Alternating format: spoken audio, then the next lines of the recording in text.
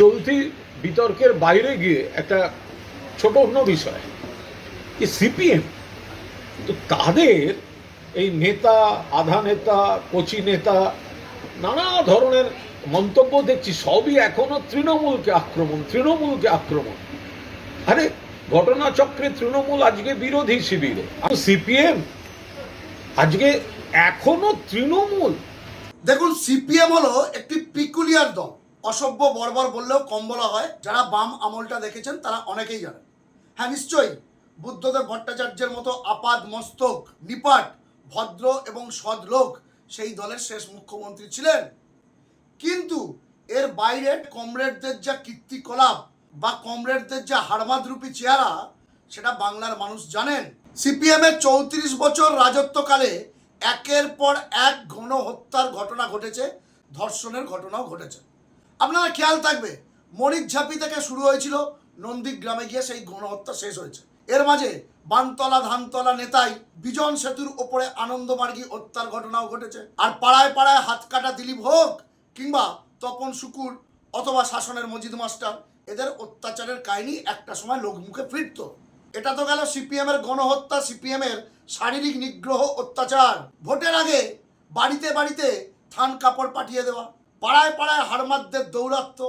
আর দুর্নীতি, তৃণমূল আমলে দুর্নীতি হয়েছে, কেউ কোনোদিন অস্বীকার করেনি। কিন্তু তারপরেও আপনাদের বলছি, সিপিএম এর দুর্নীতিটাও কম ছিল না। চিরকুটে চাকরির গল্প আজ সবাই জানে। আপনারা নিজেদের মনকে প্রশ্ন করুন, আপনারা নিজেদের বাড়ির আশেপাশে ঘুরে দেখুন, যে লোকগুলো এখনো সিপিএম করে সেই লোকগুলো ম্যাক্সিমামই প্রতি 10 জনের মধ্যে 9 জন সরকারি চাকরিজীবী, যার মধ্যে আবার প্রতি 5 জন স্কুল টিচার। আপনি চোখ বন্ধ করে আপনার বাড়ির আশেপাশের এখনো পর্যন্ত যে সিপিএম যে জীবন্ত জীবাশ্ম হয়ে আছে দেখুন, আমি ঠিক বলছি কিনা। সেই মাওমাকুড়া আবার নিজেদেরকে সেকুলার বলে দাবি রাখে।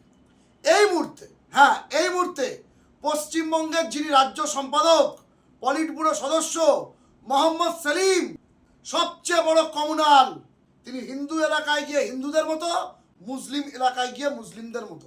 আপনি মশাই যদি অতই সেকুলার হবেন, তাহলে কেন ঘুরে ঘুরে গিয়ে মুসলিম এলাকাগুলোতে দাঁড়াতেন? যদি এতই সেকুলার হবেন আপনি, আপনাদের সেকুলারিজমের মুখোশ অনেক আগেই খসে পড়েছে, মানুষ চেনে। তো সব মিলিয়ে দর্শক বন্ধুরা, সিপিএম বেসিক্যালি কেউটে সাপের জাত। আজকের গর্তে ঢুকে সেখান থেকে ফোঁস করছে। যদি সুযোগ পায় গর্ত থেকে বেরোনোর, তাহলে দেখবেন এই সিপিএম আবার বাংলার মানুষকে ছোবল দেবে। সেই সিপিএম 2016 সালের পর থেকে বাংলার মাটি থেকে কার্যত নিশ্চিহ্ন। রাজ্যে রাজনৈতিক পালাবদল ঘটেছে। 207টি আসন নিয়ে ক্ষমতায় এসছে বিজেপি, ফলতায় নির্বাচন বাকি এবং সেটিও বিজেপির দখলে যাবে। অন্যদিকে 80টি আসন নিয়ে আপাতত বিরোধী বেঞ্চে বসবেন প্রধান বিরোধী দল তৃণমূল কংগ্রেস, যার নেতৃত্ব দেবেন বর্ষিয়ান শোভনদেব চট্টোপাধ্যায়। সিপিএম কি করছে? এই সুযোগে ঘোলা জলে মাছ ধরতে নেমেছে। তারা এখনো বুঝতে পারছে না আসলে বিজেপি ক্ষমতায় আছে নাকি তৃণমূল ক্ষমতায় আছে। এখন সরকার পক্ষের দল বিজেপি, তৃণমূল এখন অতীত, এবং কালের নিয়মে তৃণমূলের হয়তো আরও ক্ষয় হতে পারে। তাহলে সেই জায়গা থেকে সিপিএম এর কি উচিত? বিরোধী হয়ে উঠে আসা। পশ্চিমবঙ্গ ছাড়া সারা ভারতবর্ষে কোনোদিনই কোনো সরকারে ছিল না তৃণমূল, কিন্তু সিপিএম ত্রিপুরা, পশ্চিমবঙ্গ, কেরালায় শাসন ক্ষমতায় ছিলেন। ত্রিপুরায় 20 বছরের বেশি, পশ্চিমবঙ্গে 34 বছরের বেশি, কেরালায় 5-10 বছর অন্তর অন্তর আসে।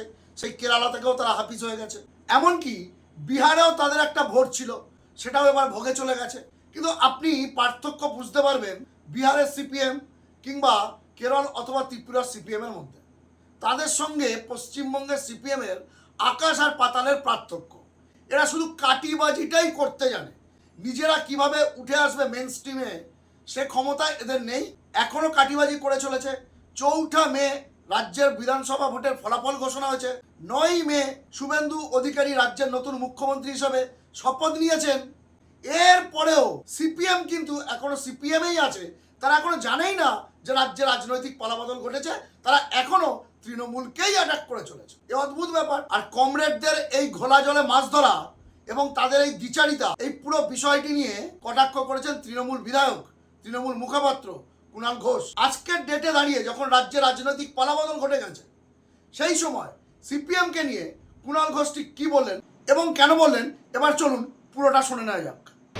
চলতি বিতর্কের বাইরে গিয়ে একটা ছোট অন্য বিষয়, যে সিপিএম, তো তাদের এই নেতা, আধা নেতা, কচি নেতা, নানা ধরনের মন্তব্য দেখছি, সবই এখনো তৃণমূলকে আক্রমণ। আরে ঘটনাচক্রে তৃণমূল আজকে বিরোধী শিবির, আমি ওই পর্যালোচনাটায় ঢুকছি না, কিন্তু সিপিএম আজকে এখনো তৃণমূল।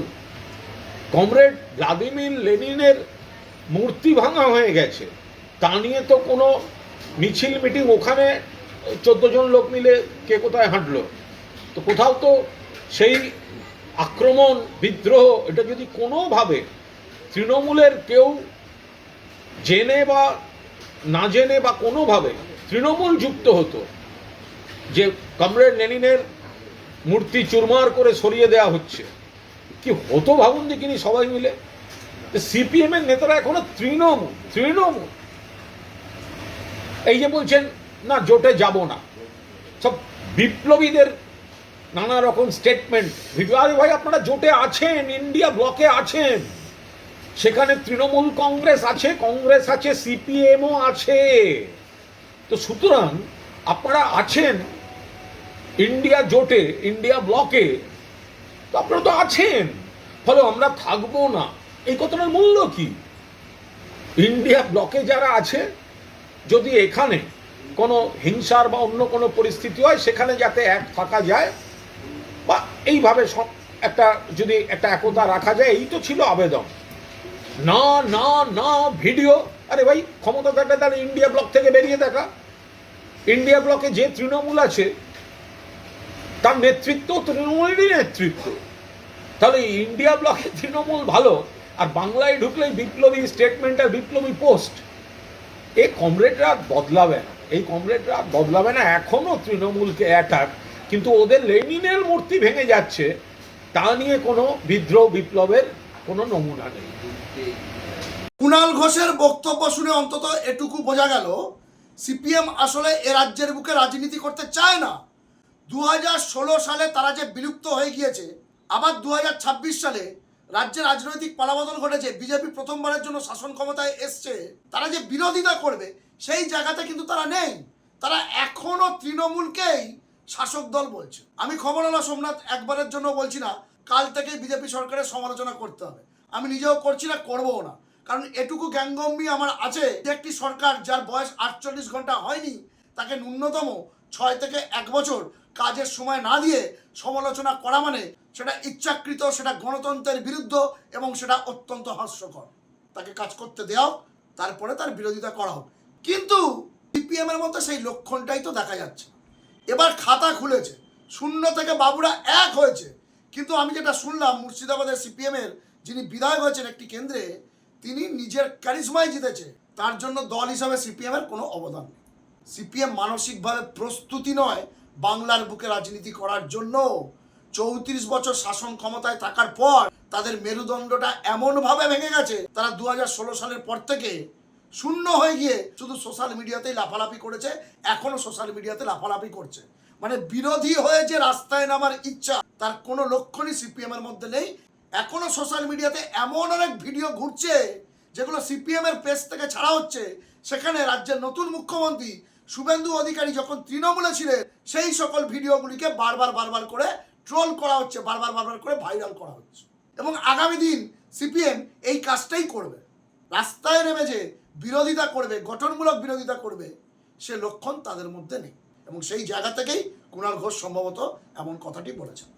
দর্শক বন্ধুরা, আপনারা কি ভাবছেন? আপনাদের কি মনে হচ্ছে সিপিএম গঠনমূলক সমালোচনা করবে? গঠনমূলক সমালোচনা করে দায়িত্বশীল বিরোধী দল হিসাবে তাদের কর্তব্য পালন করবে, নাকি এখনো সোশ্যাল মিডিয়াতে কখনো প্রধান বিরোধী দল তৃণমূল এবং কখনো শাসক দল বিজেপি কিংবা শাসক দলের নতুন মুখ্যমন্ত্রী শুভেন্দু অধিকারীর পিছনে কাটিবাজি করে যান?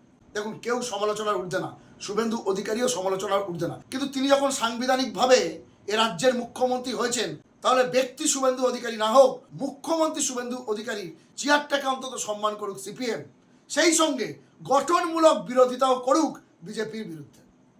তারা কিন্তু কিছুই করবে না, তারা কাটিবাজি করবে সোশ্যাল মিডিয়াতে। দর্শক বন্ধুরা, এক্ষেত্রে আপনাদের মূল্যবান মন্তব্য কমেন্ট বক্সে লিখতে ভুলবেন না।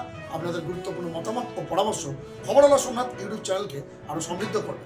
ভালো থাকবেন, সুস্থ থাকবেন, সতর্ক থাকবেন। খবরওয়ালা সোমনাথ ইউটিউব চ্যানেলের সঙ্গে থাকবেন। নমস্কার।